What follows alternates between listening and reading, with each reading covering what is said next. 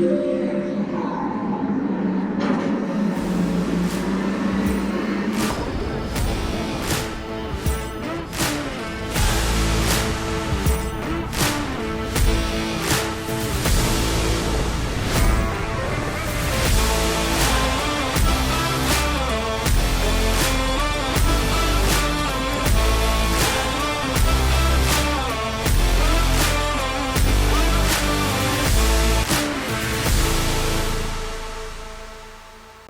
it. Ladies and gentlemen, welcome back to another episode of Mondays Down South. This is the one we look forward to all year. I don't like to pick favorites, but this is typically my favorite episode because we got the three guys who are just yapping about becoming best friends over football, maybe more than any sport ever. And it is the opening week for us of the NFL coverage that we provide here on MDS. We're about a week out from NFL games. Been a crazy offseason. All of our teams have had a good bit of turnover, some changes, things of that nature. I'm looking forward to diving into it, gentlemen. We're going to talk about divisions. We're going to talk about our wildcard picks. We're going to talk about who we got in the AFC and NFC, and we're going to talk about Super Bowl. We got it all coming to y'all. But before we do all that, it's been a minute since the three of us have been on a pod together. So, gentlemen, how we doing? Let's talk. We're good, man. Excited to be back. Season 5 of Mondays Down South. Can't believe we've been going this long, but like I said, I love this episode. This episode always has tons of great hot takes. I'll never forget when Zach, I think, picked the Colts to go to the Super Bowl and the Broncos to go to the Super Bowl a few years back. Those were some good ones, so I'm just excited to hear what kind of takes we got this year. I don't remember that, Evan. I've repressed both of those picks from my memory, okay? But we were just talking before the podcast, and maybe we can do a quick one-line, we're saying 15, 20-second segment on this, all right? So I want to hear your answers. If someone supports a NFL team and then they move to a new location, and they pick up in that city, is it permissible for them to switch teams if they plan on being in that location for a long time? So quick example. If Evan were to, support the Commanders, which he does, and then he moved to Charlotte, and he became a Panthers fan, would that be permissible if you were one of the guys, in his friend group or whatever? So, Sai, I'll kick it over your direction. Your 15, 20-second you want me to go first? Okay. You kick it off. No, and the situation being discussed for everyone listening is not Evan, it's Zach. Who has been I love how you brought up a hypothetical when there's a very real... To be very clear, we've all been football fans. I'm going to try to make this 15 seconds. Been football fans for over 15 years. Best friends. Zach has been a Falcons fan the whole time, at least says he's been a Falcons fan. Now he's considering switching to the Panthers. But the other aspect that we've left out completely is it's the same division. It's not like Evan going from the AFC to the NFC. You're switching teams within your own. Dicey. It's like me switching to Houston. Are you joking? I don't think I could ever be a sports fan again. So my opinion is no, but do what your heart desires. I reserve the right to roast you. I stand by that. Evan, go ahead. Yeah, Zach, I've got no room to talk as I made this switch once moving to North Carolina for hockey from the Capitals to the Hurricanes. I acknowledged beforehand I was doing it as a transition year, and the Caps won the Stanley Cup that year, so I do get a lot of crap for that. So I can't really talk. I'm trying to adopt the Knicks now myself. My issue maybe is that the football is like one of your core sports, so to bail on one of your core teams there is tough. But I got nowhere to talk, so I support you. And honestly, you've been acting like a Panthers fan for the last 3 years, so it's just a matter of time. Well, okay, so all I got to say, I got to keep this 15, 20 seconds as well, but I've been a Falcons fan for a very long time, but I've moved to the city of Charlotte, and as a result, you're around Charlotte fans left and right. All they talk about is the Panthers. They're not even good, right? So I think that you could make the switch, but it would require written approvals from your close buddies. I think that would be okay. That would be the only time it would be permissible for you to switch NFL teams. If you've been allegiant to, one team for 20 years, but then you're like, you're not an adult, you're no longer a kid, you move to this new city. I think it's permissible to make the switch with written approvals from your buddies. That's my take. But and if your close buddies really love you, they will not sign off on that approval sheet. Yeah. Because then they're basically saying you're allowed to be a poser. That's the way I look at it. But hey, who am I to gatekeep? Draft the contract, put it on our desk, Yeah, with that being said, I can't believe we started off our 2025 NFL season talking about the Falcons and the Panthers and the old Commanders. We need to talk about the new versions of these teams as well as everything else. Gentlemen, I don't want to waste time. I am so hyped to talk about this. I think Zach already teed up the NFC South, so let's start in the NFC. Let's go division breakdown. NFC South. Zach, you can carry the torch since we don't know which team you're a fan of. So why don't you let us know, buddy? Go ahead. Give us a little breakdown of the NFC South this year. Sounds good, Simon. All right, so thank you. So, um, this division I don't want to spend too much time on because you're going to see some of the worst, right? So you're going to see a couple of improved teams. I think the Falcons take a step forward with all their skill position players. The Panthers can't get any worse, although they were 5-12, so they actually did pick up the season last year and they won a couple of games. Bryce Young played great during the mid stretch. And then you got Baker leading the Tampa Bay Buccaneers, but their defense is a little shady under Todd Bowles this year. The Saints, we're just going to throw them off. We don't really know who's going to win that quarterback battle. We think it might be Rattler at this point. They just announced it's Rattler, actually. Yeah. Oh, they A did. couple hours ago. It's Vavy. That's what Okay, great. So now they go 1-16 as opposed to 0-17. So I would say the division winners, even though I have harped on this team year over year, it's got to be the Tampa Bay Buccaneers. There's nothing to be concerned about here. And I think a hard steal here in this division is the wide receiver from OSU. I can never pronounce his name. Ibuka. Yeah. I think that he's going to be an absolute stud immediately for Baker Mayfield under those flat and stretch routes with Godwin out. So give me the Buccaneers in this division, but I'll see if you guys agree or disagree. Yeah, I can jump in because I have a similar view. No disagreement. The Saints are probably going to be the worst team in the NFL. Rattler's just peak tank commander. Like, you have him in there because you hope you end up losing games and get a better draft pick. The fact that Tyler Shuck couldn't beat him out just tells you how bad he is.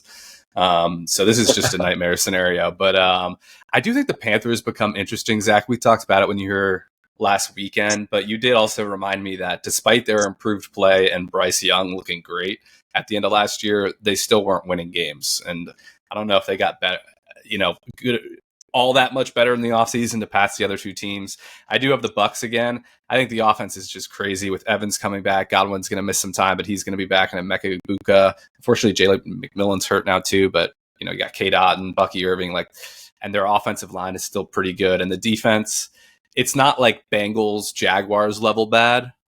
It's good enough to let the offense carry them. So I think the Falcons are definitely still going to be interesting, but I'm not sold on Penix completely yet. So I'll stick with the Bucs this year. I think it'll be I think the majority of America, let's say 90 or the world or whoever watches NFL, 95% of people are probably going to pick the Bucs in this division. And I don't blame them. I get it. Baker's been amazing. I've alluded to the incredible offense. I think their defense is way more susceptible than we're making it out to be personally, which makes me think that the offense needs to be top 5 in the league. They could be, but they're going to need to be for them to win, let's say 10 plus games. I do think this division will be closer than we think it is. I'll give it to the Bucs, but I don't think this is going to be a runaway, which I think a lot of people do think that. I think the Panthers are actually better than we're giving them credit for because, yeah, they might not have had as many wins to show for it, but the number of close games they had at the end of the year against the best teams in the NFL, the Eagles, the Chiefs, the eventual Super Bowl people, where it was literally a one-possession game and one thing goes the other way, they win it. I think the Panthers are building something, and I think it's going to take them a little bit of time, with the way Bryce is developing, but Ted McMillan's a great addition for them. Chuba Hubbard's established himself as a back you can rely on. Their defense has improved year over year as they've added more people, and I think their coaching is in a good spot right now. So I think the Panthers will make some noise. One last thing I'll say is, no discredit to the Falcons because I love Penix, so I think they'll be fun. I think Drake London's going to be an absolute stud this year with Penix, so keep an eye out for that. But let's put some respect on my boy Spencer Rattler. All jokes aside, all bias aside, I think he'll be better than people think he's going to be, but obviously the Saints aren't going to be good.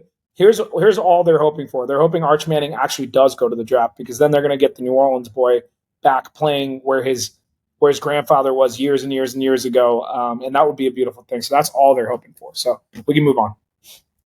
Yeah, one kind of prediction for the division. You guys have convinced, or Cy specifically has convinced me on Bryce Young, as well as one of my other buddies that's a big Bryce Young truther. So for those that are familiar with my QB rankings, I think by year end he will be in my franchise quarterback tier of the rankings. Won't be enough to put them over the top in this division, even though I do love Ted McMillan as well. But I'll give him that. What a switch! I think that's a good overview of the division. Where do we want to go next? Why don't you got the hail cap on and your boy Terry just signed, so Why don't you Yeah, jump let's in do with it. these? Yeah, we finally got Terry McLaurin done, so that's huge. But this division will start from the bottom up. I think the Cowboys for me this year are going to be like the Bengals and Jaguars, that esque team where the passing game is just going to be ridiculous, but they're not going to be able to run the ball. This is the worst running back room I think I've ever seen put together in my entire life. Javonte Williams, Miles Sanders, Jaden Blue got kind of nicked up, but he'll be in that mix as well. Absolute trash of a running back room. The offensive line is not rebuilt yet. It's not good. Defense should be okay. It's not going to be horrible, but with the Parsons situation, we don't even know if he's playing. So I think they could be in last, but I also think they might not be a horrible team. They might be a Bengals level team from last year. I don't think they're a playoff team. The Giants sneaky with how good their defensive line is. It could be a nightmare for teams. And Jackson Dart looks amazing. Obviously, he's not starting day one, but once they get him in there with Neighbors, Tyrone Tracy, it could get interesting. I really am a little concerned as a Commanders fan of what the Giants are building. I don't think we'll see it come to like fruition as a playoff team or anything this year. But and then at the top, it's tough to pick against the Eagles, like with how dominant they looked at the end of last year. I don't really know how you pick against them, barring like Hurts getting injured or something like that, or Saquon getting injured. Obviously, I think the Commanders made some nice improvements getting Debo in there. The defense should be way better, hopefully. But I think there's real depth concerns with the roster. Honestly, they're still recovering from the just abysmal drafting by Ron Rivera. So, like, the starter level players, I think, look good, even though a lot of them are older as well. But I think there's real depth issues with the roster. So, and I also have the vibe of training camp, which I think has mainly been centered around the Terry McLaurin drama, which is now gone, has been a little off. And like, obviously preseason results, who cares? And they're playing really deep down the roster guys, but they've been getting curb stomped, which I think speaks to those depth issues. So I think they're going to start a little slow. I could see them being like a 10-6 team that does make the playoffs and come playoff team is in very good shape. But how do you pick against this Eagles team? You know, maybe the defensive line takes a step back with some of the guys they lost, but they looked like a juggernaut at the end of last year. So I don't know how you go against them, but Zach, that's my summer. Yeah, I've actually got some pretty polarizing takes in this division. So from the bottom up, I agree with Evan from a Dallas perspective, and I like the Bengals comparison too, Ev. I actually think at the 3, I have the Eagles this year. I actually see the age and the fatigue setting in, especially on an offensive side. I think Jalen's going to make mistakes if they can't establish the run game the way they did last year, which was darn near incredible because obviously Saquon's an incredible running back. But I feel like this is another year for some of these defenses to catch up. I think Nick Sirianni is going to become under scrutiny like he has been every other year except for last year. Give me the New York Giants to win this division under Russell Wilson. I think it's going to be a late Russell Wilson resurgence. You laugh. Tyrone Tracy's a beast. Their defensive line is incredible. They're going to find a space for Kayvon Thibodeau, by the way. They're not just going to let this guy go rogue. They're going to stick him out as an outside linebacker or something like that. This defense is incredible. I'm telling you, Russell Wilson, talk about a training camp that has been vibing, Evan.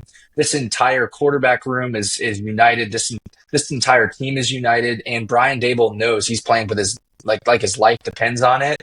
And I think that he's actually going to put together and orchestrate an incredible offense under the veteran Russell Wilson. Let's not forget who Russell Wilson used to be. This is the offensive scheme that he's typically used to running. Tyrone Tracy takes a big step forward. So give me New York Giants winning this division with a massive surprise with Washington right behind in the wild card spot. Yo, I wasn't laughing because I was like, oh, it's a bad take. I was laughing because I want so badly, or I can't wait for you to clip that and put it on YouTube Shorts, because the Commanders fans and the Eagles fans are going to be coming for us. We're going to have to hide given that take. They're going to be trying to burn our houses down with that kind of take. But I love it, Zach. Shoot for the stars, bro. Here's the thing. I love the Giants. I actually think the future of the Giants is like probably the one, with no offense to the Commanders, I think I'm more excited for the Giants' future as currently constructed outside of the one, obviously, major position quarterback. But I said, maybe more so than most people, that I'm a big Jackson Dart guy. I've been preaching that all year, especially as my SEC truth or whatever it is. I always watched him play in college and was like, I don't see why people aren't bigger on him given his ability to essentially make every NFL throw and also play on schedule, which I think, even though his processing was a little bit different in college, I think it'll translate well because I think he's intelligent. So I think Dart's a stud. But that D line, bro, I mean, they're trying to build. You guys have touched on it. I think they're essentially trying to build what they had when Eli was winning those Super Bowls. Like just build a dominant line where you don't you suffocate teams. But it's a year too early for me to pick them to win the division, and maybe to even make the playoffs. Just because I don't think with them starting with Russ, their ceiling isn't high enough on offense to keep up with some of the firepower of some of the teams in the NFC. But with all that being said, I think the Eagles will win the division, but not as much because I think they're going to be as dominant as they were last year. They lost a lot of veteran players on defense, and I think people go, oh, Darius Slay's old, Bradbury's old, Gardner Johnson's old. This is all true, and I understand they have the two young studs at corner, but the depth is what made them so damn hard to beat last year. They were able to cover so much space with the defense they play with the older guys assuming their roles and the younger guys being able to play more free. Now, all of a sudden, there's a lot more pressure on Kenyon Mitchell and Cooper DeJean, who are getting all the hype. But it's going to be a lot harder for them against guys like Jaden Daniel, Jackson Dart, other players within the NFC to hold them back from achieving their full potential, right? So I do think they take a step back. The only reason I can't put the Commanders above them, even though I would have loved to have said that, is personally I don't think they've done enough on defense to bridge the gap. And, of course, the Terry stuff took a while, but I expect their offense to be good. You guys know I'm a Debo fan. And he has apparently been amazing in training camp, which is what I have been preaching. I was like, I get that he's older, but I think the reason he wasn't great last year was because he was more hurt than him just completely aging out. He's not going to be Debo of a couple of years ago when he was like a 2,000-yard guy, but he will be a great number two and a way better number two than the Commanders have. And I'm shocked Evan didn't mention it, but their running back situation is going to be so fun with Croxy Merritt and, of course, Eckler and Chris Rodriguez. I think they're actually – I mean this with no disrespect to Brian Robinson, who I like, but I think they're actually going to be more dynamic in the run game with those three guys varying. So I think it'll be a close one at the top, but I just don't think I trust the Commanders' defense yet enough, personally. That's my opinion. That's the question.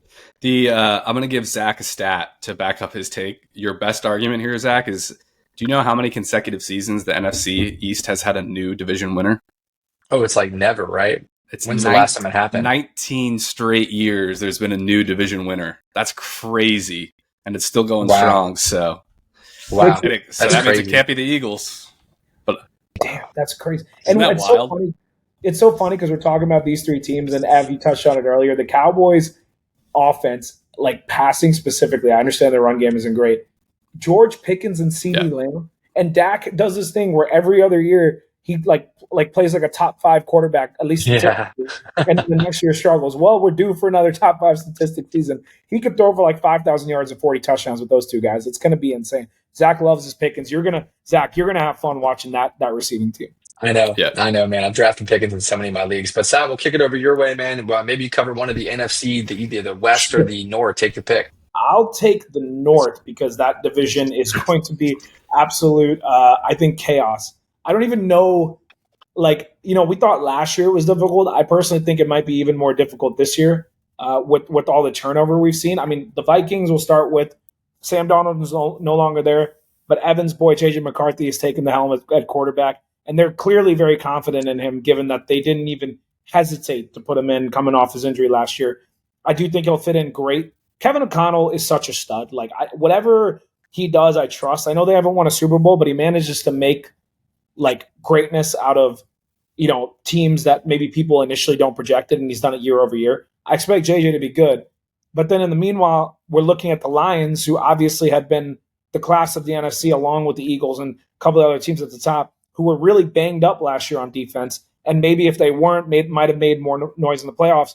But they just lost their offensive coordinator and defensive coordinator. And historically, when we're projecting out divisions, when teams lose their OC and their DC going into the next year, they usually take a massive step back. So it'll be really interesting to see if they're able to do it. Then you got the Bears story with Caleb Williams, year 2, training camp news, talking about, hey, is Caleb actually going to be good this year? He's missing tosses into a throwing machine, people just making up all kinds of stuff left and right.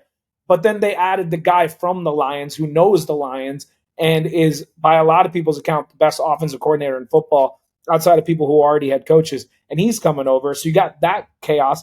And then while we're doing all of that, it's not like the Packers are a team to sleep on. Just 2 years ago, they were a game away from the NFC Championship. So we're in this weird, crazy dynamic, super hard to project. I'm going to be a bit boring in picking the Lions this year because I just think even though they lost their OC and their DC, their talent is still very much there. But I very strongly believe that this is the year they have to do it because you're going to start to see a big improvement from other teams in the division, and you're going to start to lose some of that talent. So they have to do it this year. It's after that that gets really complicated for me because I could make an argument for any of these teams taking a step up and taking that second spot. The bias in me wants to go with the Packers because I just think Jordan Love's good, and I think he's going to be great.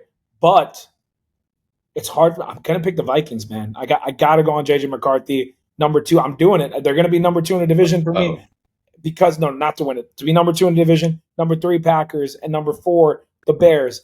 But sneaky, I think all these teams can make a run for the playoffs. So I'll leave it at that. Zach, you want to take it next? Yeah.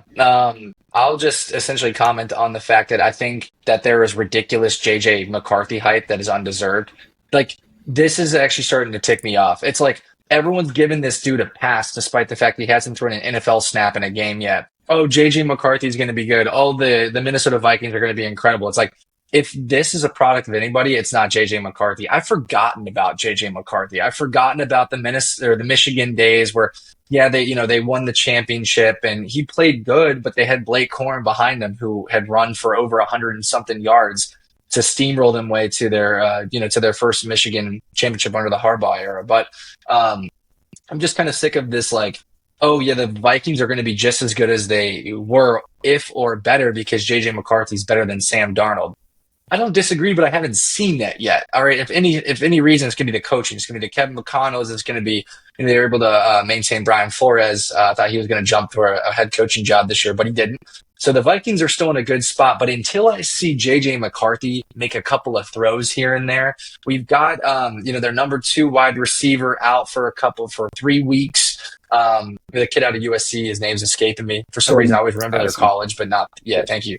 And then, Jets is going to obviously get his, but he's going to get blanketed in coverage. I think the Vikings are going to slip significantly. Give me under 500 this year. And, to size point, I like the Packers in second. I guess you picked the Vikings, but I like the Packers and I like the Lions to still win this division. So I'm sticking with the Lions. I think Chicago makes a big stride forward. I think Caleb Williams is actually going to play a pretty good season this year. So, and Rome Odunze, watch out, big breakout player this year, Rome Odunze for sure. Luther Burden they added as well, along with DJ Moore. I love Rome. Luther Burden doesn't really know how to play football, especially in a Ben Johnson scheme. So we'll see about that one. But rebuttal to Zach here is: do you remember the last situation we had where a team had? A team made the playoffs, decent little run, not a Super Bowl caliber team. They had a veteran quarterback that was playing at an MVP level. And they said, we have this second-year quarterback on our roster that we drafted highly. He's been sitting behind this veteran, And, the veteran played really well. He led us to the playoffs, but we're just going to let him walk. We're going to trade him. We're going to just get rid of him, whatever. So this guy, no one knows anything about. No one's ever seen him play it down in the NFL, and we're just going to plug him right in. Do you know what the last situation that happened was, Zach? Ain't no way you're comparing him to Patrick Mahomes, bro. It's a guy named Patrick Mahomes that led his team to the Super Bowl. I'm not saying JJ McCarthy is going to be Patrick Mahomes, but the reason obviously I'm not in these locker rooms. None of us are, but I like to trust the people that are. And when they make a decision like this to build around this kind of guy, this is why I was so big on Patrick Mahomes' first year as a starter, drafted him in fantasy. He led me to championships because I was like, Andy Reid knows ball, right? He knows what he has in Patrick Mahomes, even though we haven't seen it. Kevin O'Connell knows ball. He knows what he has in JJ McCarthy, even though we as fans haven't seen it. I think it might take him 2 or 3 games like it did Jaden Daniels last year, but I think JJ is going to have an incredible year. The Michigan narrative, I don't agree with that he can't make the plays because he was a game manager at Michigan. Well, when Michigan can curb stomp teams with the run game and not allow any points because their team is so good, their quarterback doesn't need to do anything. JJ McCarthy can not only make all the throws, but he can also game manage and he can use his legs. I think he's going to have an outstanding year. I think they're going to get over the hump above the Lions with that tick of regression because of the coordinators. And I see the Vikings taking this with their great defense from Flores. Jordan Mason's going to add a really nice pop to their run game and get Aaron Jones kind of in a more comfortable role for a veteran there that can catch passes out of the backfield. And, I know there's been some iffy camp tape on JJ McCarthy, but you got to keep in mind that he's going up against Brian Flores' defense, which is traditionally a nightmare on young quarterbacks. So give him a couple games. It's going to be a huge year from JJ McCarthy. He will be in my franchise quarterbacks tier by the end of the year, and this team will win the division. I want to say this, though. I do want to say this. I think the version of JJ McCarthy that the Vikings are looking for is not the version of Patrick Mahomes when he first came out and threw for 5,000 yards and 50 touchdowns. It's the version of Patrick Mahomes now who makes the right play every time he needs to make the right play to win games, because it's actually closer to what Michigan had is what JJ McCarthy is walking into. It's an elite receiving group, a good run game, solid offensive line, and an elite defense. So it's not like they need JJ McCarthy to throw for 5,000 yards and like 40 touchdowns for them to go win. They just need him to be good, like move the sticks. That's what the best coordinators are asking for. Make the third down plays. That I believe he can do, which is why I said I still think I'm high on the Vikings. It's not because I think JJ McCarthy is immediately going to be an MVP. Maybe one day if he really reaches his potential, apparently he can make some of the throws that people just don't expect because he didn't have to do it as much in Michigan. Maybe he gets there. I just don't think that's what he's going to be as a rookie. But do they need him to be that? No. They just need a guy. They need a better version of Brock Purdy for that team to succeed, and I think he can do that. Well, and that's I think exactly why I'm so high on them, because I agree with you. That's all they need him to do. But I think he can and will do all those other things this year. I like that. Again, not on the level of Patrick Mahomes. Let's not be crazy here. But like Darnold did last year. Darnold was in MVP talks. He was not a game manager. He was slinging that pill. I think JJ is going to do that while also being able to manage the game. And that's why I think they're going to actually. You want me to give you my hot take, though? Real quick on this division. I picked them in last place, and so maybe this is going to be a crazy take, but I think all these teams are going to be within a game or two of each other, maybe three. Mm-hmm. Even if they're 3 games apart, I think the best quarterback in that division will be on the last place team at the end of this year. You heard my take here. People be talking about training camp and this and that. I think Caleb will, throughout the course of the season, maybe not the first couple of games, but by the end of this year, we'll start to talk about, oh, wait, maybe he did deserve to be a number 1 overall pick. And I stand by that. So there's my take now. I jumped the gun with Bryce Young. Maybe I jumped the gun with Caleb too. I think he'll figure it out. And I cannot wait to see what him and Ben do together. That's a wild take considering Chicago has probably one of the best defenses in that division. That's pretty crazy. Well, I guess maybe from a personnel perspective, but scheme-wise, maybe Minnesota. But all right, anyways. Well, actually, one thing I do like about what you said, Evan, about JJ McCarthy is he is going up against a blitz-heavy defense. So I think that, if he's going to learn the quarterback position in the NFL, he's going to learn pretty damn quickly under the Brian Flores scheme. So that's a very interesting point in getting him to a pretty mature state to start throwing some footballs to the Jets and everybody else. But all right, moving on to the NFC West division. This is just like the question mark division, in my opinion, because we got San Fran, Seattle, Arizona, and the Los Angeles Rams. So the Los Angeles Rams, reloaded in the wide receiver room. They got rid of Cooper Kupp. They got Devontae Adams. Fantastic. But Matt Stafford, I've been hearing a lot of health issues his way during the offseason. And I have although Kyron got his deal, if you look at Kyron Williams' output, he's still under 4 yards a carry. That defense is just they just don't really amaze me like they used to back in the Jalen and Aaron Donald years. So I'm actually ruling out LA. I'm ruling out Arizona. I know Evan was high on Arizona, but I'm out on James Conner as their starting running back, and I'm certainly out on Kyler Murray. My goodness, out on him as well. Give me the San Francisco 49ers with a healthy, and what I mean by healthy, a healthy CMC the entire season. He's going to do great. Brock Purdy's got his new deal, and I actually think that San Francisco climbs back to fame. They took a couple years off. I think they're going to go right back to where they used to be. They're going to conquer that division. But here's my breakout player. It's Kenneth Walker for the Seattle Seahawks. He is in an explosion of talent. He can outrun you out on the perimeter, out on a stretch run, but he's also physical enough to run inside the tackles. He can also be used in the receiving, and I am not scared of someone that has a last name that rhymes with Chardonnay. I am not scared of Zach Charbonnet whatsoever. This is Kenneth Walker's team. And I think from a fantasy perspective, he's the guy to get in your 3rd, 4th round. So I do love Seattle this year, but I just do not think they're going to take the cake when it comes to San Francisco. So give me the 49ers at the 1. It's interesting. Go ahead, E. Yeah, I think this is one of the hardest divisions to pick. I was all excited about the Rams going to this year, but like, I hate making predictions based on health. And Matthew Stafford is probably the toughest quarterback I've ever seen in this league. But I don't know how he's going to get through a full season based on what I'm reading about his back. So, I don't want to assume that he's going to miss a ton of games, but I think he's going to miss a ton of games, and it's going to be a lot of Jimmy Garoppolo this season. For that reason, I do like the Cardinals, but I have trouble picking them. Can we get some respect on James Conner's name from you, Zach? I mean, this guy just puts up numbers year in, year out. That's ridiculous. But unfortunately, Kyler Murray's not good. Marvin Harrison. Should we keep going? Yeah, keep going. He's got the book. I've got respect on James Conner's name. Hey, I love James Conner as a person. I've read this thing cover to cover, but realistically, from a productivity standpoint, come on, man. No way. What do you mean? The guy's been one of the most consistently productive running backs for the better part of a decade. Even the stars of the NFL get hurt one year over the other, and this guy, no matter how old he gets, shows up every year, gives you over 1,000 yards, gives you goal line carries, catches the ball in space. Sorry, go ahead. I got to defend James Conner. Yeah. One of these years it will stop happening, and I do have a thinking that maybe Trey Benson takes more opportunity this year, and this is maybe the year it starts to take shape. But yeah, put some respect on his name. Marvin Harrison, dude packs on 15 pounds of muscle this offseason, and I'm like, bro, what was the point of that? Like, this is not what we need you to be doing. So I'm just not buying the Murray Harrison situation. But top two teams, I think Seattle is really underrated and makes a run at this division. Maybe it's related to my Vikings take, maybe not. I love Sam Darnold. I think he's really underrated. And this scheme here with Kubiak is going to be very similar to what he ran in the Vikings. A lot of play action. They're going to use the run game with those two good backs effectively.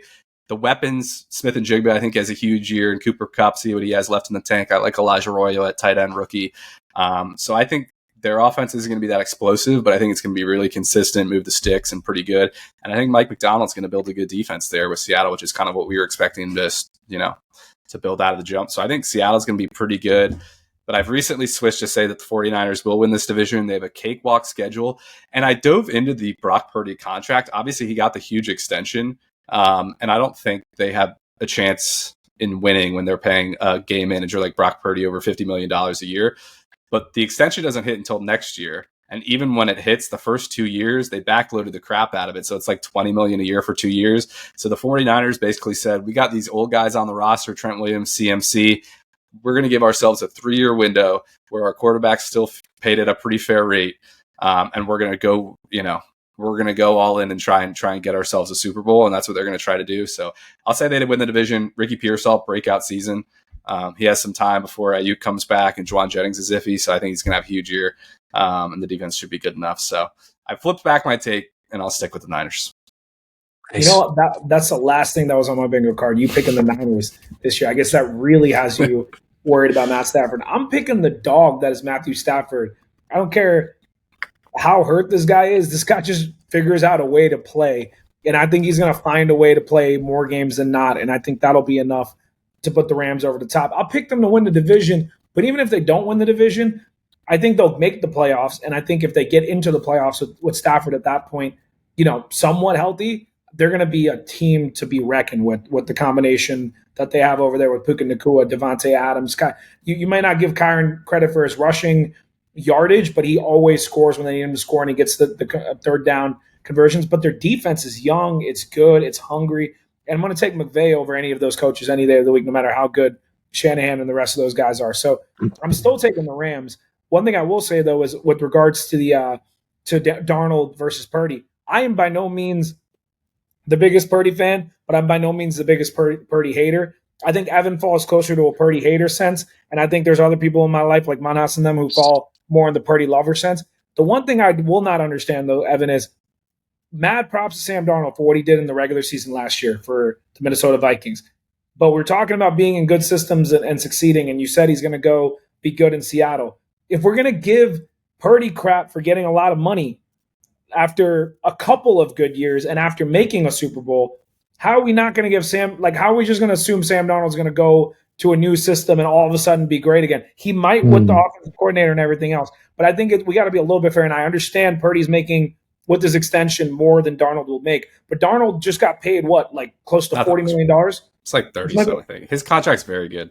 for what he did last year. It's good relative to Purdy maybe, but I still think Purdy's the better player out of the two. Like if I had to take one over the course of their work and given the systems they're in, I'll take Purdy. So in that sense, I think we're giving Darnold a little bit too much credit. As a matter of fact, I like Darnold, but I think the Seahawks have downgraded at the quarterback position, trading Geno Smith away and adding Sam Darnold. I think Geno Smith is the better quarterback out of the two of them because he has had to do more with less great coaching and less personnel. DK has been good, but DK, as good as DK is not the level of elite that a Justin Jefferson and some of these other guys have been. And I think we're going to see that in the AFC. We're going to see Geno ball out with the Raiders. I actually think they're downgrading a little bit there. I love JSN in them. But long story short, I say all this to say I'm still going to go Rams with number one, and right behind them I'll take the 49ers more because I think their defense will bounce back a lot with Robert Saleh coming back to the 49ers. I think that's a huge addition for them to have him back in his most comfortable position.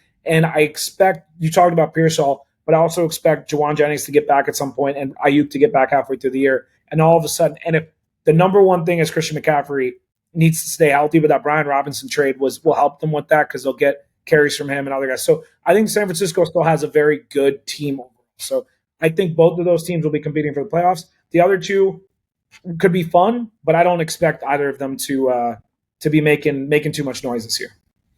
The big hole in my Seahawks take is the offensive line. I will give you that from an overall team perspective. If you cannot block for Sam Darnold, it does get ugly. So I'll give you that. Yeah. We good on that division? Yeah. Is it me now? Yeah, you get to pick whatever AFC division you want to. Ooh. Let's go to the AFC West. I think this is, maybe the best division in football. And one of my other teams that I am obsessed with this year falls in this division. I'll start from the bottom up. The Raiders. It's gonna be interesting. There's so much unknown here with Pete Carroll at the helm, as Cy just mentioned. Geno Smith is at the quarterback position. You have Ashton Genty now, and basically no other running backs on that roster. Raheem Mostert, so they're just going to feed Genty. Brock Bowers after his unbelievable rookie season. Yeah. Jacoby Myers just requested a trade, which is interesting, but obviously the Raiders don't plan to trade him. They sign Amari Cooper. They have two nice rookies, which are really interesting. So the receiver room is very interesting. The rest of the roster is okay, not great. Max Crosby on the defensive line. So I don't think they're going to be great, but I think that's very interesting, and I'm not sure I know how that's going to turn out. Chargers are going to be solid. They bring in Omari and Hampton, which, could that be any better of a fit for such a stud rookie running back? Herbert's going to do his thing, McConkey year two. I don't love the receivers outside of him still, so I don't think much changes for the Chargers. And Ronnie Stanley after the year is like just an absolutely devastating blow for that team on the offensive line. So I think they're going to be similar to last year. Good, push for the playoffs, solid team. The Denver Broncos. This is my squad this year. I am obsessed with the Broncos. We're talking about best defense in the NFL probably. They had the 49ers guys, Hufanga and Greenlaw coming off the injury, which are going to be big boosts to a defense that was already pretty elite with Surtain back there. And then on the offensive side of the ball, Bo Nix year two, he was awesome last year with Peyton. Dobbins, RJ Harvey in the backfield should be solid. Cortland Sutton, most underrated receiver in the NFL. Troy Franklin, deep sleeper in fantasy circles, I think could have a good year. And I love the Evan Ingram pickup to give them more versatility with their offense. Offensive line is solid. I'm obsessed with the Broncos. I think they're going to be a fantastic year, and they're going to get close to knocking off the Chiefs. They're going to get there. I think in the head-to-heads last year, both games were very close. I think the Chiefs maybe pulled out both, but on late field goals. I think the Broncos are going to be an outstanding club this year. I can't pick them above the Chiefs, though. I don't know how you can. The Chiefs look really scary on paper with, Mahomes, who I think we're going to see the Chiefs open up the passing game way more this year. It's not going to be game manager Mahomes this year. I think they're going to be slinging the ball around again, which is really exciting. Pacheco back healthy, Rashee Rice. They conveniently dropped his suspension into the less meaningful games so that he can play against the likes of the Bills and the Ravens this year, which is, just classic NFL. Xavier Worthy, year two. The newly engaged, how could we not mention Travis Kelce at the tight end spot? Congratulations to him and Taylor Swift. We'll see what he has left. The tackles are a concern on the offensive line there for the Chiefs, but they have some young guys coming in. Defense, again, there's some holes that the Eagles exposed at the end of last year, but they're going to be good. So I'll say the Chiefs hold on by a thread over the Broncos. I love it. I mean, I'll just be quick to chime in. You speak of relationships. Justin Herbert seen with the Madison beer lately. How is that going to impact his performance? I think that the Chargers are going to be worse, but he's still going to put up plenty of stats. So I agree with Evan. I think it's between the Broncos and the Chiefs. You got to give the nod to the Chiefs. I think Xavier Worthy and then Rasheed Rice in their second, or I guess Xavier in his second year, but essentially them in tandem together in their second year is going to be unstoppable. And I think they're going to unleash Mahomes. I think that's been the big problem with the Chiefs is they haven't unleashed him like they have in previous years. They've relied on the defense and they've done just that, which is fine. But I feel like this is going to be another really good, unleashing moment for Patrick Mahomes. He's going to show stats that he showed a couple years beforehand in his career. We're talking, high, upper mid 30s for the touchdowns, like 35 plus. And, maybe like less than, 12 interceptions or so. I think it's going to be a good year for him, 4,000 plus yards. So, I'll kick it over to you. Yeah, I'm going to start with the Chargers. So I was making sure I got my names right real quick. I'm going to start with Chargers. I think, actually, you know what? No, I'm going to start with the Broncos. I was going to say the Chargers. The Broncos are great, right? I get that they have a very well built out roster. I get that, I'm the one who made the case last year that Sean Payton needs to start being talked about as one of the best coaches, even though I don't always agree with all his decision making. Like, he has proven almost anywhere he's gone that he can take a team and turn them into a real contender. So I'm not trying to take anything away from that. I do think the bandwagon for the Broncos has gotten insane this offseason. Like, every YouTube video I watch, every person I listen to, everyone I talk to is like, the Broncos are elite. They're going to do this. They're going to do that. They're going to do this. And I hope they do. Like, I'm rooting for them. I like Bo Nix. I love Patrick Surtain. I like Cortland Sutton. I think he's one of the most underrated receivers, at least up until last year when people started to finally give him some credit. I like all those things, but I don't think that, I don't think the step forward is going to be as much as people think it's going to be. I think they're going to be close to what they were last year, which is not a bad thing. They were very good last year, but I don't see them going out there and beating the Bills, beating the Ravens, beating the Chiefs. I don't think they've achieved that yet. Maybe in another year or two they'll get there. I just personally don't think they're there yet, just because of the way those teams, especially with the quarterback advantage they have, as much as I like Bo Nix, I just don't think with those teams being well-constructed rosters, the Broncos are quite there yet, even though a lot of people are picking the Broncos to go really far this year. I actually think, we talk about great coaches, Jim Harbaugh and the San Diego Chargers, who made the playoffs last year as well, and ended up having a pretty tough game against the Texans, where the Texans' defense was just elite, and the Chargers' receiving game was so banged up. I'm so tired of all the Justin Herbert hate this offseason. I hear so much about it. They're like, oh, he threw multiple interceptions in that game. Look, man, I'm one of the biggest consumers of sports media. I know. I love Nick Wright, for example. Like, I watch his stuff all the time. But I hear him and other people who I agree with generally talking a lot of smack about Justin Herbert. I don't know if anyone watched that Chargers-Texans game last year in the playoffs. The man was running around with guys in his face all day because the Texans' defense and their D-line was elite, and they were getting in his grill, and he was chucking the ball up. And you know what they did? It's not a sexy signing, but they got Ladd McConkey here too. They give him his old Mr. Reliable Keenan Allen to just get his first downs for him. He doesn't need a 1,500-yard season from Keenan Allen anymore. He just needs a guy he can throw the ball to on third down. They add Omarion Hampton, who has the potential to be an elite running back. Like, not good, I'm talking elite, with the John Harbaugh blocking scheme where Greg Roman wants to run the ball every single play. Year one of Harbaugh going to the Chargers, they went from a almost 500, under 500 team to immediately making the playoffs. Why would I not think they're going to be the team that takes a step forward, especially with them improving their defense? I got the Chargers beating out the Broncos in that division, man. I don't know. I feel like everyone's on the Broncos train, but everyone's hating on the Chargers, which is very weird to me.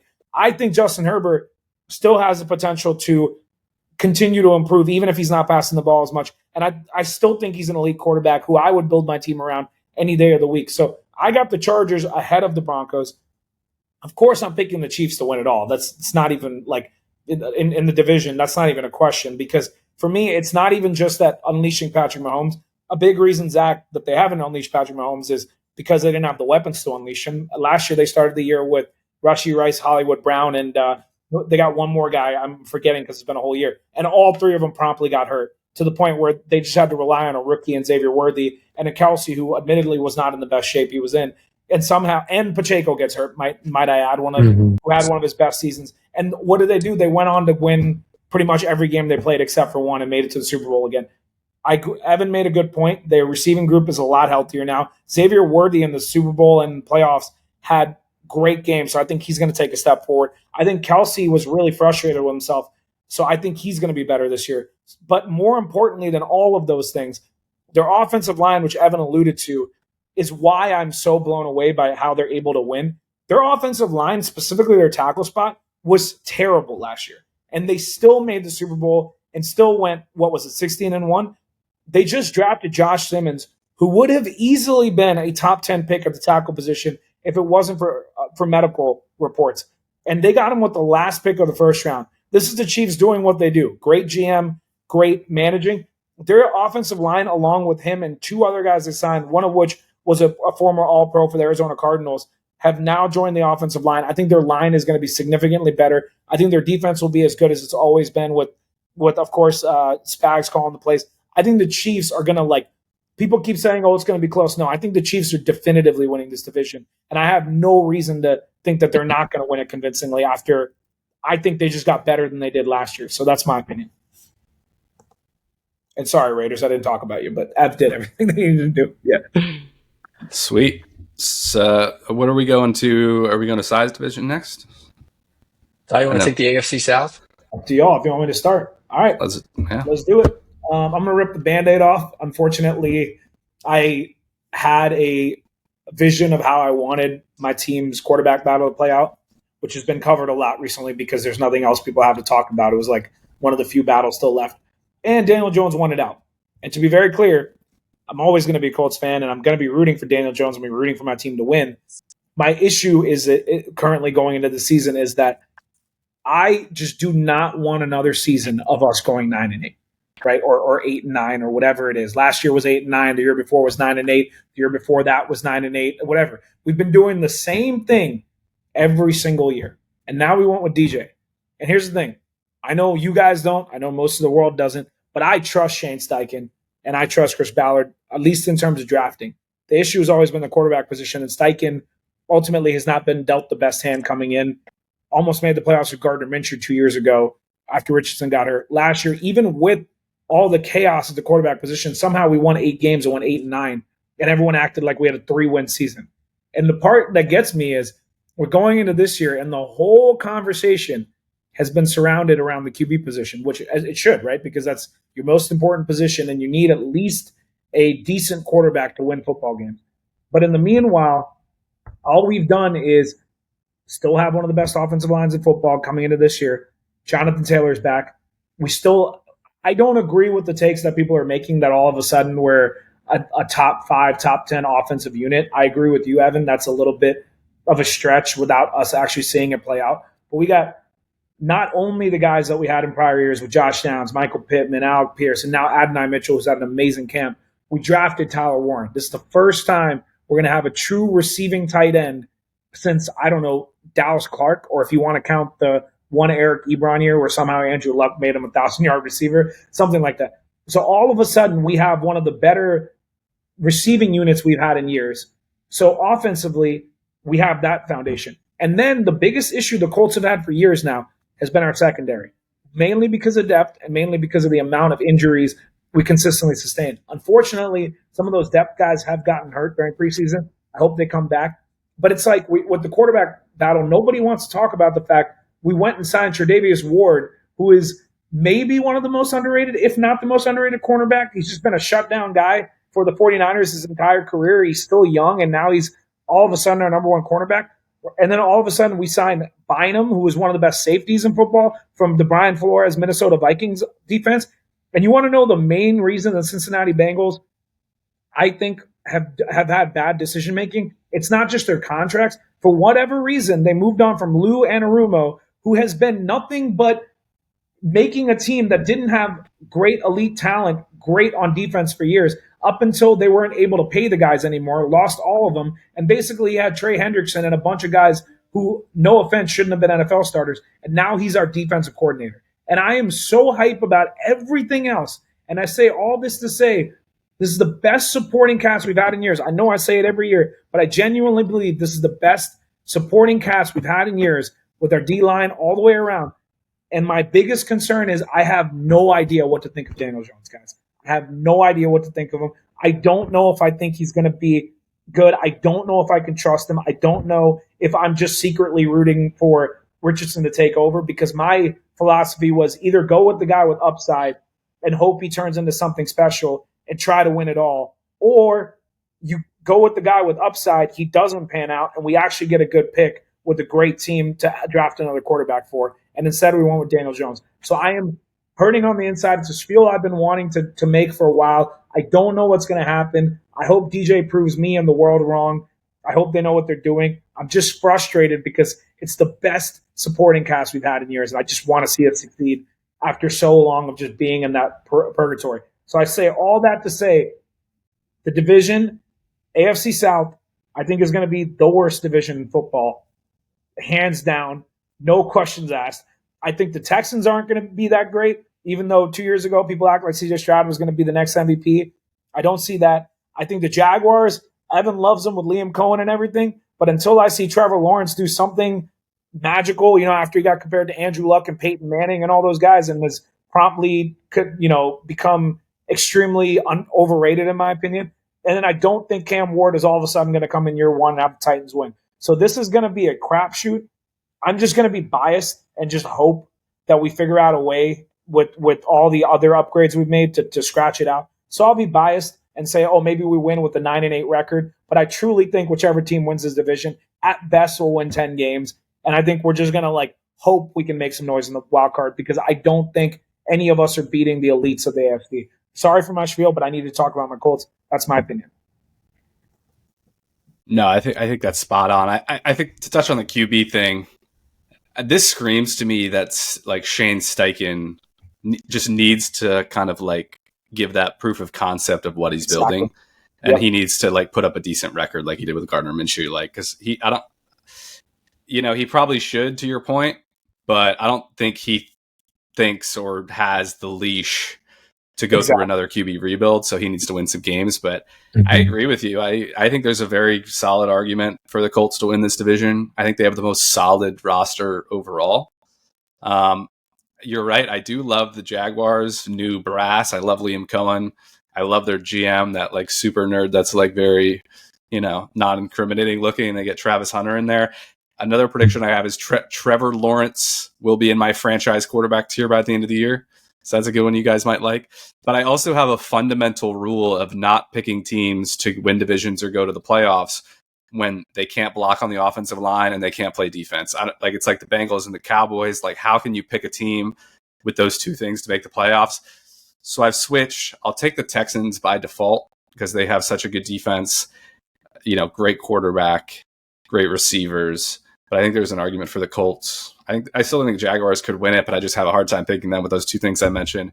And I love Cam Ward. I think he's going to be great, but that roster is horrendous around him, so that they're going to be terrible. But yeah, I actually have a different opinion. I know we all differed on our AFC South opinions last year, but I actually have Houston winning this year, and I think they're going to do it pretty comfortably. I know Syed mentioned, hey, no division winner in this league or for the AFC South is going to win, north of 10 games, and I think it's an interesting argument because that's what has been the case for the last couple of years.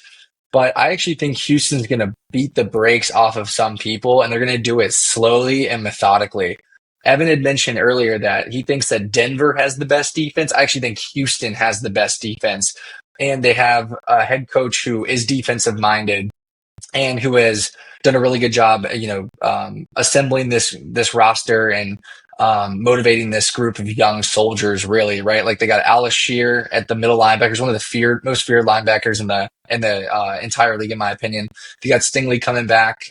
They got Nico Collins healthy. They shipped Tank Dell out of there. Joe Mixon is going to be out with an injury, but I do think that CJ Stroud's going to take a big step forward. And I think Nick Chubb is going to actually have a very good season.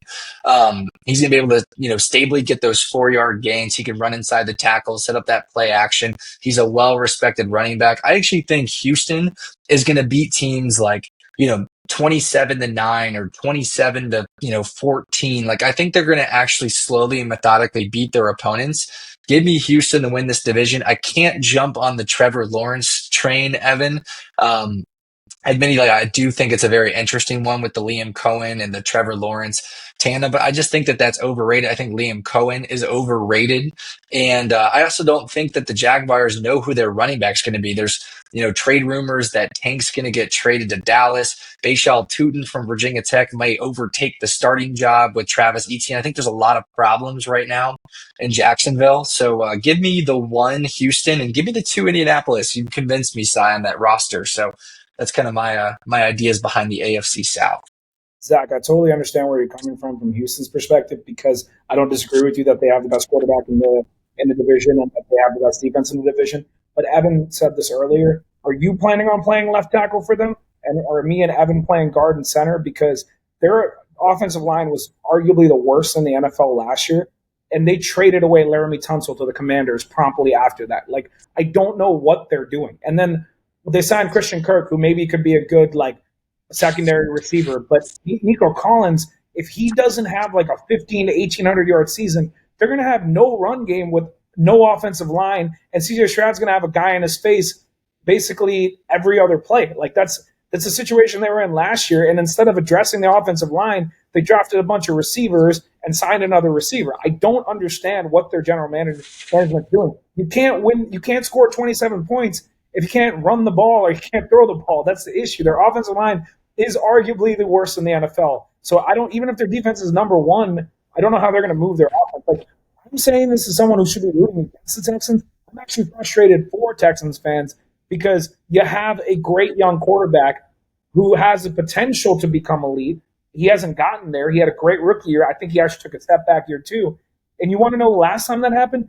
Maybe not to the same level because Luck was already in the playoffs going to AFC championships. Andrew Luck had the worst offensive line of football for 5 years and had to retire early. And if they don't do something soon, Houston's going to be doing the same thing with CJ Stroud. So that's what I got to say about them. I will say, okay, so the only thing to protest that is Joe Burrow also had a terrible offensive line, and the offensive production was still great, especially in his rookie year. CJ Stroud, I actually do draw comparisons to Joe Burrow, especially in how he played his first year. He's the 2nd overall guy. I think he's going to be able to make plays, and I think that they will have to figure out the offensive line issue at a certain point. But when you're practicing against the best defense in football, kind of like Bo Nix, right? Bo Nix is getting better because he's playing against Denver's defense every day. I think that CJ Stroud's going to be able to see things with defenses that are not Houston, like the Jacksonville's defense. I think he can poke holes with. He can do the same thing with Tennessee. So I've got Houston winning the division, but very interesting point, Kuna. No, that's a fair point. And the last thing I'll say, because we got to move on, is Joe Burrow, I think, tore his ACL his rookie year playing that offensive line. And then they promptly invested their money into their offensive line the next year. And then after they invested in their offensive line, the Bengals promptly went to the Super Bowl and almost beat the Rams for the Super Bowl. And he also has Jamar Chase and T. Higgins, who are on – I love Nico Collins, but they're on a different planet of receivers than the majority of other guys. So even if you have a bad offensive line, those guys get open in half a second. And so it helps a little bit. That's what I got to say about that. But anyway, let's continue. I do think it's a very tough division to pick. We did get some nice mentions. The Cohen situation, if we backtrack, is interesting for how it impacts the Bucks. And then mentioning Tunsil relative to the Commanders is such a big improvement for them as well. But yeah, this is an interesting division. Do we want to? I guess we got 2 more. Zach, are you up to drive? Yeah, sure. Let's go NFC North because I mentioned Joe Burrow. So the NFC North is going to be a very tight-knit division. I went to the Panthers and Steelers preseason game. It was fun seeing some of those new faces on the Pittsburgh sideline. Jalen Ramsey's huge, by the way. He's definitely north of 6'1". The dude's probably 6'2" and a half. He looks like he's 210 pounds, honestly. I know he's looking for a big opportunity this year to prove what he, maybe lost in Miami, and he gets to go get some of the best receivers in football, like Si had mentioned, in T. Higgins and Jamar Chase. However, I don't know if I can bet on Pittsburgh because, yes, I know they have Aaron Rodgers, but it's Pittsburgh is also kind of victimized with this 8-9, 9-8 mentality, right? So how do they break forward? I'm going to say they do. I'm going to say that Pittsburgh wins this division. wins this division. I think they go 11-6. I think you see a massive drop off with the Ravens, not through any playing style, but if you look at the Ravens, they won like 6 or 7 games in the last possession or within like a 7 point swing. And I just think that they get unlucky this year, and I think they kind of deviate back to the mean where it's like you're going to win a couple of those, you're going to lose a couple of those. This division's so tight. Cincinnati takes a big step forward, but their defense is a continuous problem. Give me like the Ravens and the Pittsburgh Steelers both making the playoffs, but I think that the Pittsburgh Steelers under Mike Tomlin with the veteran presence of Aaron Rodgers, they somehow scratch and claw their way to winning this division. Still think Lamar has a great year, but I think like I would say the Pittsburgh Steelers go 11-6. Give me the Ravens 10-7 purely because the coin's got to flip against them at a certain point, and I think that did you just lose a couple of those close games this year? So that's kind of my prediction. Yeah, that one's not for me, Zach. No, I don't really have a ton to mention on the Browns. Joe Flacco will, be fun to watch. The Steelers for me are going to be third. I'm just not buying. I don't think Rodgers has anything really left in the tank, to be honest with you. I was not impressed with he had good moments with the Jets, but it's just not enough. They are going to play good defense. I think Caleb Johnson, we'll see. I think eventually he could be Najee Harris. Not that that's saying much. I'm not a big Jalen Warren fan. DK, sure, that's nice, but not for me. I think Joe Burrow will just, with all of his willpower, he's playing the entire preseason. He's getting creamed in the preseason. Like, it's just ridiculous, but he wants this so bad. He hates how last year went so badly, especially with how they start. So, again, no defense, no line. But with that offense, the receivers, Chase Brown is unbelievable. I think Joe Burrow will just will them into that wild card mix on his, his Jamar's and T's shoulders exclusively. But I think Baltimore rolls here. They got most of the squad back. I don't really see any concerns with that team. So I think Baltimore wins easily, and then the Bengals are in the mix for a wild card. The other two teams are not. Yeah, this isn't even a question to me. If Baltimore Ravens by like 1 million in this division, I think like there's a massive gap between them, like as an overall talent compared to the rest of the teams. And that is like, I love Joe Burrow. I've always loved Joe Burrow. And I think that's why I'm frustrated, because I don't know how you take a defense that was one of the worst defenses I've seen for a team and arguably make it worse. You get rid of a guy who has helped you for years manage to win without greatness. Like, at no point did we ever think the Bengals had the best personnel on defense, but they made the Super Bowl with Lou as their defensive coordinator. All those guys, Jesse Bates, all those guys have to like move on because they can't pay them. And then all of a sudden you have to blame someone, so you blame Lou. And then now you can't sign Hendrickson? Are you joking? What are we doing here? In the meanwhile, Joe Burrow's getting destroyed, like Evan said in preseason. I was watching the highlights the other day with my uncle, who's a Commanders fan, Evan, and I was like, why are Jaden Daniels and Joe Burrow trying so hard in preseason? If I'm their coach, I am screaming at them. I'm like, dude, you cannot go put yourself in harm's way the way you guys are for meaningless games. I was getting irritated about this. But what's going to happen is Joe Burrow might throw for 10,000 yards and 100 touchdowns and not win the MVP because I don't know how this team makes playoffs. I hope Evan is right. I hope that some way, somehow, they score like 100 points a game and then their defense lets up 99 and they make the playoffs somehow. But I think the Ravens are going to easily win like well over 11 games in that division. And I think the Bengals, I agree with Evan, are going to be teetering in that like 9 to 10 win range. And if they can get to 10, I think they crack the wild card and make the playoffs. So that's what I'm hoping for. I personally am not big on the Steelers. I think their defense will be good, but I'm not huge on their run game at all. And even if Rodgers plays like way better than he did last year, which statistically he had a good season, but obviously like watching him, he didn't look amazing. DK is not enough in the passing offense, bro. Unless you think like Wilson's going to take a massive step up as a number 2 option or something like that. DK is a very solid, I think, high-end, like number 2 type receiver. I don't think he is your elite number 1 that's going to like put the team on his back and carry you. And they're not in a situation to do that. So offensively, there's just not enough firepower there for me. So that's kind of how I have that going. With the Browns, the last thing I'll say is I know we don't talk about it because we're not always just trying to touch on drama and stuff. But are we really going into the season with the debate over if Shedeur Sanders and Dylan Gabriel should be competing for that number 2 role and eventually take over number 1. I don't care how No, much. we aren't. It's very, very clear who should be 2 and who should be 3. Yeah, that's my point. What I'm saying is the Brown. How embarrassing is it? And I think Stefanski is one of the best coaches who has had little to work with over the years. But how is it that they get together and draft Dylan Gabriel in the 3rd round, and then their owner comes out and says, "Hey, Shedeur is still there. We should take him in the 5th," which is what I think exactly happened, because I don't think they wanted to draft Shedeur, and I think he made them. And it's very clear Shedeur is by far and away the better quarterback out of the two. And it's so embarrassing because now you're in a situation where the coach and the GM are sitting there going, "Oh boy, we can't have Shedeur be good because now we're gonna look bad if he outplays Dylan Gabriel." I think Shedeur is way better. I'm making No this. way. He's way better. I think Dylan Gabriel is better than Shedeur. It's not even close. What do you wait, Ever? Whose side are you on? Because I think Dylan is. It's not. Dylan Gabriel is. Shedeur is way better. So part of the argument, though, is when you're thinking about a number 2 quarterback, you're saying, okay, if Flacco gets hurt, who's more ready to go into the game? That is definitely Dylan Gabriel. If you want to make an argument that Shedeur has more upside long term, that's a slightly different story. He could be a developmental 3, but right now it's not even close. I mean, watch the tape. I get Stefanski put him in a bad position because he probably hates Shedeur. I totally get that argument. He was playing with 4 of the 5 linemen that were blocking for him in that last preseason game got cut. But that's kind of how it goes. The tape from that game is not even an NFL quarterback. This is it's so horrible. And a lot of that, again, he wasn't playing with a lot of talent, but bro does not stay in the pocket. He just drifts and backwards. He's not that. It's so hard to watch. It's so hard to watch. Dylan Gabriel is at least for a 5th round kind of rookie quarterback, he's solid. He can make the short intermediary throws.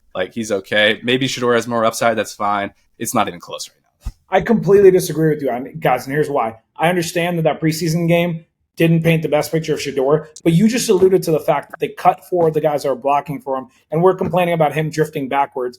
The best quarterbacks in the league drift backwards when they don't have time to find space. The other thing I'll say is, that preseason game made Dylan Gabriel look better, but Dylan Gabriel played with way better receiving talent and way better people around him. My whole argument is the coaches in them obviously want Dylan to succeed over Shedeur because people are tired of the whole Shedeur being arrogant. Dion, I get all that. But my point is, if you go look at everything that I was hearing from training camp, the statistics prior to that game, what you're seeing in their practices and everything like that, there has been a ton of media, not just the social media guys, but actually Browns reporters and people who have said over and over again that Shedeur has looked better in practice and training camp and things of that nature, but he doesn't get the opportunity, which is fine. That's their decision. My argument is I think Shedeur, if you want Dylan Gabriel to go out there if Joe Flacco gets hurt, it's a guarantee to me that team is going to be by far and away one of the worst teams in football. I think Shedeur, from what I was hearing from training camp, what I was reading, definitely has more potential. I fully believe that. I think people want to dislike Potential is fine, but if you're saying if Flacco gets hurt week 1 that they're better off putting in Shedeur, oh my God, that would be the worst team in the NFL. It's the same argument. It's the same. It's the same argument I'm making for the Colts and other teams. I would rather put the guy in who has shown flashes of brilliance or ability to be great than put in a guy that I'm guaranteed to never have a winning team with. Even if Shedeur doesn't pan out, why am I picking Dylan Gabriel? I'm not winning with him long term. He is not my franchise quarterback. If Flacco gets hurt, put in Shedeur. He gets the upside, then great. Maybe you have a franchise quarterback. Maybe he doesn't reach it. Great. Then you get to draft a great quarterback. Dylan Gabriel does not move the needle at all. That is my take. But I like this. I'm glad I brought this up. I'm glad we're having this debate because I hope he proves everyone wrong. And it's not because I'm some massive Shedeur fan. It's because I think the NFL and fans have overcorrected after people got irritated with him and his dad being over the top with drafts and whatever. But I don't think Shedeur ever should have been a 5th round quarterback. I think it was purely based on everyone deciding, hey, we don't want to give a guy who's cocky an opportunity to step on our team, and I get that. But he's not a 5th round quarterback. That's my take. So I just wanted to chime in. So I looked up really quickly, what are the stats from their college career on who held the ball longer? Dylan Gabriel held the ball for about 2.65 seconds. Shedeur Sanders held it for 3. All right. That is the exact same point I think that Evan and I are trying to drive home at is Dylan Gabriel. He kind of reminds me of like a poor man's Tua, where he's at least going to get the ball out quick. And he's super accurate because he was trained to do that in his Oregon days, to get the ball out quick on those quick slants and let those athletic playmakers do the rest of their thing. Shedeur Sanders had an incredible college career because he was able to zigzag his way around defenses and make big plays to Travis Hunter and to Jimmy Horn. So I'm not faulting him there, but he's trying to do the exact same thing. The problem is the game speed has tripled. The reason he had a great game is because he played against the Carolina Panthers. Now, I agree with Cy, and I'm going to give Cy some grace here with the fact that I don't think you can take him out of a series or two when it really takes a couple of series to get a quarterback going. Like, he needs to know he's going to go back in for the next series. Like, if not, it's like, what you play like 3 or 4, I think he was like 3 for 5 or something. His stats were abysmal because they didn't give him that opportunity. So although I see that, just right off the jump from an NFL ready standpoint, Dylan Gabriel is head and shoulders over Shedeur because he gets the ball out super quickly and he's just going to continue to improve. Who's going to get the ball to David Njoku and Jerry Jeudy? It's going to be the guy who gets the ball out quick. Well, yes, Flacco. But yes. We all Flacco should be starting the season. Zach, the statistic of 2.6 versus 3 seconds, I do agree with you that Dylan Gabriel is going to get the ball out quicker. But I also think Dylan Gabriel accuracy is a whole thing. The guy cannot throw the ball down the field consistently. The reason he gets the ball out quickly is because he doesn't have the arm talent of some of the other quarterbacks. I'm not saying Shedeur's is elite, but I don't think Dylan Gabriel's is anything special. Also, you just alluded to the fact that Dylan Gabriel played at Oregon with way better offensive line and arguably some of the best talent in their entire conference, playing against other teams with way better subordinate guys. Shedeur Sanders played at Colorado after transferring and basically with just Travis Hunter. So, yeah, of course he held the ball more. Have you seen Shedeur Sanders' offensive lineman in college football? Yeah, he made the decision to play there with his dad. But don't sit here and try to tell me that the personnel he had around me, at least in terms of blocking, it was anywhere near what other guys like Gabriel and them had. It's the reason that he had to get out of the pocket and make plays. It's because he did not have the time in the pocket to make those plays. That is why I think Shedeur has upside. It's because he has shown that he can somehow compete. When I get Travis Hunter's elite, but he can compete without a great team around him. I'm not sitting here trying to be some big Shedeur advocate. This isn't me thinking Shedeur is going to be a top 5 quarterback one day or anything like that. I've never been a huge fan of Shedeur's. This is me simply trying to be an objective NFL fan. And I understand that Dylan Gabriel right now on paper, because of his college stats or because of the people he played around and because he played with the better guys in preseason, has looked a little bit better. But I think I would be completely turning my blinders on if I don't think Shedeur has more potential than Dylan Gabriel and should be given that opportunity if I'm just looking at it from an objective lens. That is my argument. I may be wrong, but that's just how I feel about it. Yeah, I just think that Shedeur, he's trained to do the Colorado things, like getting out of the pocket and stuff, but it's just he's missing people right down the middle of the field. Like they showed like 2 or 3 plays back to back when I watched that preseason game of him just fading radically with that offensive line as opposed to stepping up in the pocket and making a throw, which is what Dylan Gabriel is doing. So, look, we'll see. At the end of the day, Shedeur Sanders played with 2 wide receivers that got drafted before any wide receiver at Oregon did. So he had better skill position players, and they went against these same Big 12 defenses. Pac-12 defenses. But admittedly, right, Joe Flacco has this position on lock. But Ev, do you think that Shedeur is getting blackballed by the NFL? It looks pretty evident to back up Cy's, point to counteract it there. Maybe not the NFL specifically, but but it's also like when you're the third quarterback, the fourth, I guess Pickett wasn't playing in the preseason. But like when you're the third quarterback on a preseason depth chart, like Sam Hartman for the Commanders, do you think he's playing with the first team? Like that's just how it is. They prefer Dylan Gabriel to Shedeur Sanders, so they're going to give Dylan Gabriel more opportunity. That's just how it goes. You just simply cannot play quarterback in the NFL the way Shedeur Sanders plays quarterback. So he has to completely change how he plays. I don't know if he can do it. And Zach, he was 3 for 5 in that game. You're right. But do you know what the 3 and the 5 were? The 3 was completions. The 5 was sacks. It wasn't attempts. And one of them was like a 30-yard you can't play quarterback like that in the NFL. Your analysis was spot on. To say he has more upside, maybe, but he's not a premium athlete and he doesn't have the arm strength. So really, what does he do better than Dylan Gabriel? I don't know. I think we've gone too long on this discussion because it's not going to matter. It was a great prompt, though. Great prompt. Yeah, we can cut some of it, but I love this argument because I personally think that if it's not the NFL, I think Cleveland specifically, like Av, your argument about Sam Hartman, yeah, he plays with the worst guys. But my argument is that Shador, if we're being very honest, if it wasn't for his dad being Deion Sanders and their arrogance, do we honestly believe that he would have gone as far down in drafts that he did? I personally do not.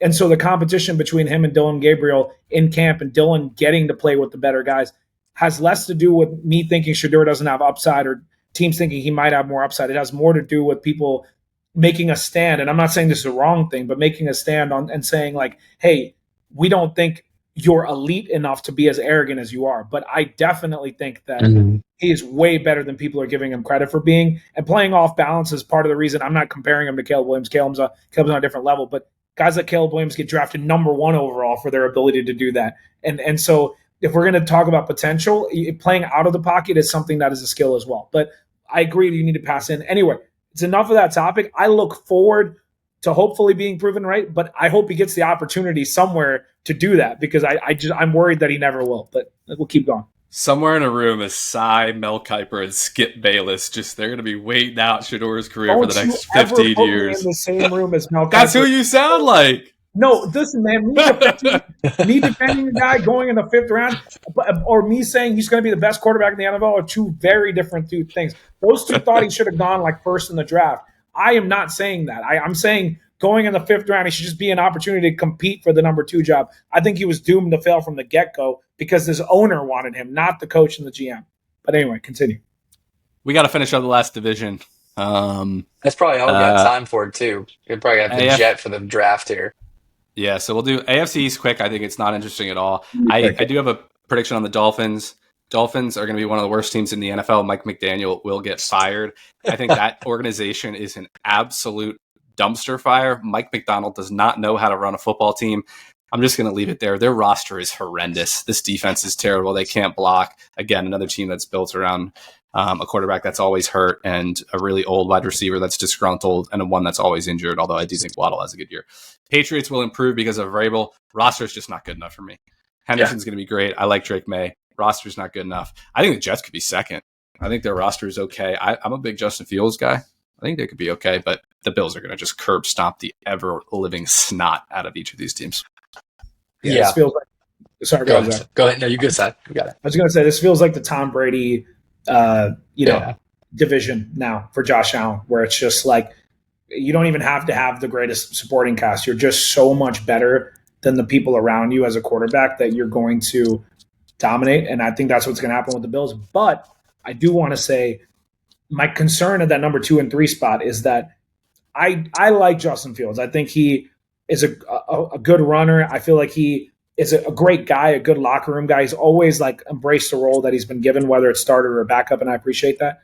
But I don't think that offensively, especially with the concerns they've had about Breece Hall and things of that nature, they're going to be able to do enough in the passing game with Garrett Wilson because not Garrett Wilson, with Justin Fields throwing to Garrett Wilson.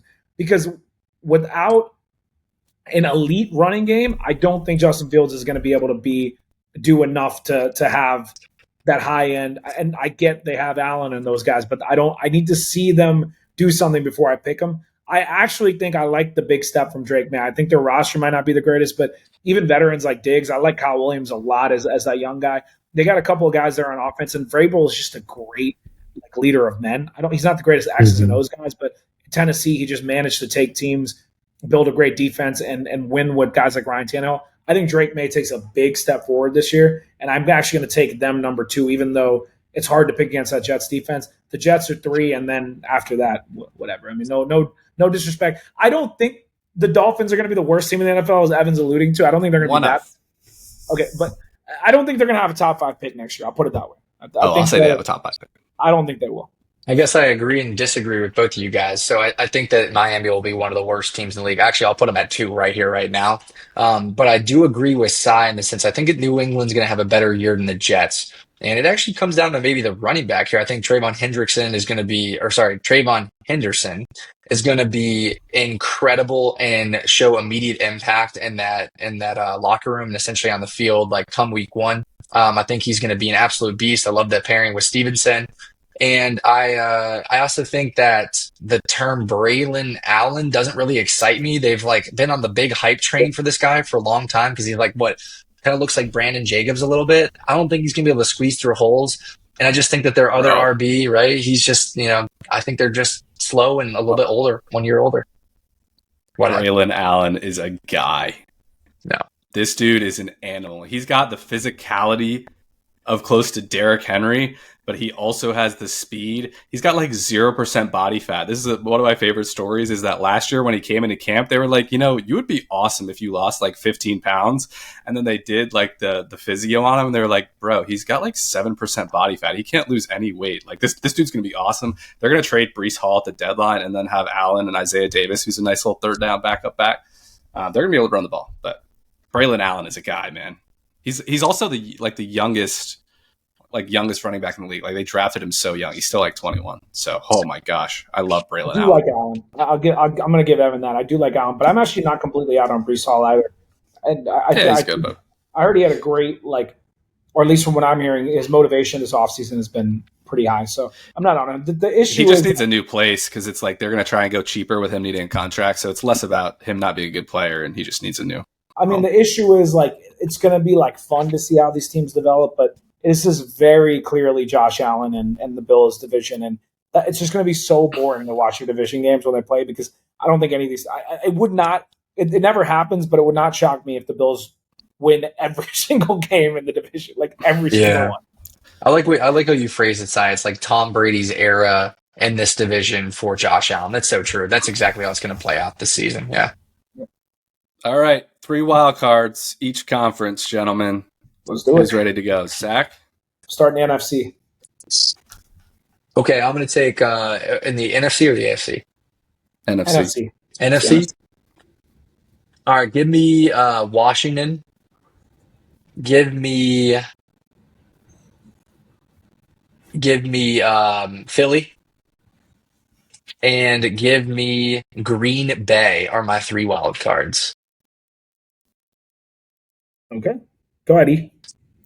I feel like you went out of order with your other divisional rankings, but did you have Philly third? Because Philly's third, yeah. So I think because you had the Giants winning. Oh, wow, interesting. I like that. Right. In this order: Detroit, Washington, Seattle. We're gonna be there. Oh, well, the Seattle one's actually gonna be our switch up. I gotta. Oh wow, E, you don't even have the Rams making the playoffs. You clearly think. I think it's gonna be 12 games of Jimmy Garoppolo. I think it's going to be I just don't know how he can hold up. Stafford will talk it out, but I'll say this: San Francisco. Actually, in order, I'll go Vikings, Commanders, San Francisco in that order. That's my wild card. All right, AFC. I like the depth of the AFC teams better. The top end teams in the AFC are better, but the depth of the NFC, I think I like better. I agree. So this is a little trickier for me. Give me definitely my first wild card's Denver. That's a no-brainer for me. Second, give me I don't even like this. I'll say Chargers. And the third, I'm going to say Joe Burr just puts the boys on his back. He sneaks his way into a playoff spot, and he's really proud of that. And then they just get curb stomped out of the playoffs. But I'll say he finds his way in. I like that take. Go ahead, Zach. I'll say in my order, give me Baltimore at the 5, give me Cincinnati at the 6, and give me Denver at the 7. Okay. I'm gonna go Chargers at the 6. I'm gonna go Chargers 5, Broncos 6, and then I'm gonna go. The debate has been Cincinnati versus Houston for me for that 7th spot, and I'm not just saying this to be like a division hater, but I actually think Houston might miss the playoffs this year because of that offensive line. I'm taking the Bengals with 7 there. All right, Final 4 through the Super Bowl. I'll start us off. AFC, I said it before, this is the year where the Bills or the Ravens make that jump. Give me the Buffalo Bills to beat the Denver Broncos, who knock off the Chiefs the round before, or I guess 2 rounds before, whatever it turns out to be, to go to the Super Bowl. And they are going to face, in the NFC, I didn't pick who is actually going to be in the NFC Championship game, so let me do that quickly. The Philadelphia Eagles will play the Minnesota Vikings. and the Minnesota Vikings will follow the Patrick Mahomes arc, and JJ McCarthy will lead them to the Super Bowl in his first full year as a starter to play the Bills. But it's just not enough. This is Josh Allen's year. The Buffalo Bills are the Super Bowl champions. All right, on my side, I've got the Baltimore Ravens and the Buffalo Bills as well. So now, that's glorious because one of those teams will at least go to the Super Bowl, right? Where they typically get steamrolled at this point. On the NFC, I've got the Detroit Lions versus the New York Giants. And I said that. I actually mean that. And I think that the Detroit Lions, sorry, we're only doing the get to the Super Bowl, right? No. So, Si, I guess this is yours. All the way through. Okay, I get to go full. I'm going to take the Detroit Lions versus the Buffalo Bills. That would be a crazy game if that happened. And I'm going to take the Buffalo Bills with that defense, with Maxwell Harrison healthy in the second part of the season, and give me the Buffalo Bills to win the Super Bowl this year. I like this. I'm really struggling with this because I really want in the NFC to pick the Lions. I'm really concerned about the coaching turnover because I have heard that there's been a little bit of concerns about what's on the offensive side. But I'm just I don't want to go chalk, and I think their team is so good. But losing Ragnow, I'm like, this is eating me up inside, guys. I'm debating Lions-Eagles because I just truly believe those two, as an overall personnel, are just significantly better than other teams because of the lack of weaknesses across the board. But with all that being said, I'm going to be boring, and I don't care. I'm taking the Philadelphia Eagles to win the NFC, and I'm taking the Kansas City Chiefs to go back again in the AFC. I love that neither of you guys picked the Chiefs. This makes my life easy because, I pick the Chiefs every year, and they haven't let me down yet to go to the Super Bowl, so maybe I'll just get a free pick out of this per usual. But the Chiefs in the Super Bowl, you guys know why. I think they've gotten better than they did last year. I think the Eagles, even though they've lost a little bit in the secondary, they're still the best team in the NFC personnel-wise, and they just don't really have any holes compared to other teams, and they didn't lose as much in coaching. So I got the Eagles going to the Super Bowl, and I got they're 1-1 in the last 3 years in their two series, and I think Mahomes is going to have one of those insane years where he's angry and fueled up and has heard all this smack talk about him. And I'll give you a spoiler. He's my MVP this year. I got Patrick Mahomes winning the Super Bowl MVP, Super Bowl MVP, continuing his GOAT conversation, and the Chiefs winning another one. That's my pick. I love it. Give me Burrow for MVP, honorable mention. He just puts up ungodly numbers. I guess if they make the playoffs, yeah, that's a good one. Yeah. Give me Russell Wilson MVP. No, I'm just kidding. This is just obnoxious. No. I actually really do wholeheartedly believe in the Giants this year, but give me Joe Burrow at the MVP with just astronomical numbers. Astronomical. Do you guys think that they're going to, let's say Joe puts up the numbers, they're going to, and the Bengals miss the playoffs? You think they'll just give it to him because they feel bad for him? Maybe. Low key. If I was a voter, I would be like, Burrow, you're putting up 50 touchdowns and 5,000 yards a game. I feel like we've got to give you an MVP, bro. Well, I do think the NFL forces the narrative like they did with Josh Allen last year. Not that he didn't deserve it, but you can tell a narrative that they're pushing. And so far to this point, the narrative has been Joe Burrow to win the MVP. So I'll just lean into them making it happen.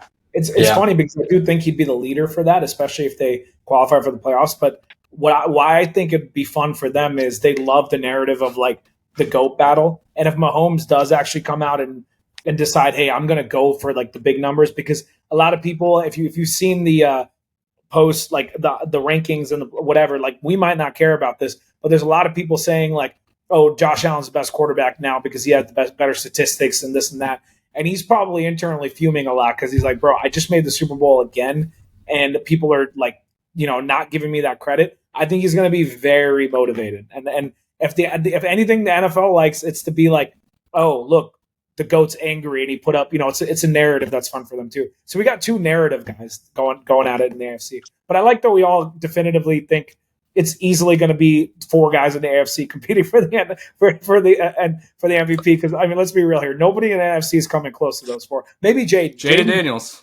Yeah. I was going to say Jaden's the only one, but I don't. We'll see. We'll see about the sports system. Jaden's the only one. I agree. Yeah. Any last words, gentlemen? we got our fantasy draft here in an hour. We're just stacking it here. I think we do have to do our week 1 game picks. We don't have time on this episode, but we do have to sneak that out for you guys because that's always a fun segment. And I've already been looking at spreads. I've been looking at spreads for the last 2 weeks. You were looking at spreads when I visited New York last week. I'm ready to go, baby. Any last words, gentlemen? Glad y'all didn't make any bets back then. No, guys, I'm. This has got me so fired up. I'm just ready for NFL. I cannot believe we're a week away from Saturdays and Sundays just being the easiest days of the week, where you just sit back, turn on football, and vibe. And I can't wait to talk smack with you guys soon enough. So just happy to be back, gentlemen. Yeah, and for me, I loved a lot of our takes, Evan, with the JJ McCarthy side with the allegiance to the Chiefs, which in the Patrick Mahomes MVP, me with Kenneth Walker, and oh my gosh, I'm already regretting my Giants pick, honestly. I feel like this is going to come back to bite me, but I'm sticking with it. We got a fantasy draft in about an hour here, so thank you guys for listening. If it's been that long, it's about an hour and a half on our end, but this is just the start to season 5. Amazing things. We're excited to release some information over the next couple episodes about kind of like the trajectory of this season and what we have planned. But as for now, hope you guys enjoyed this episode, and that was Mondays Down South.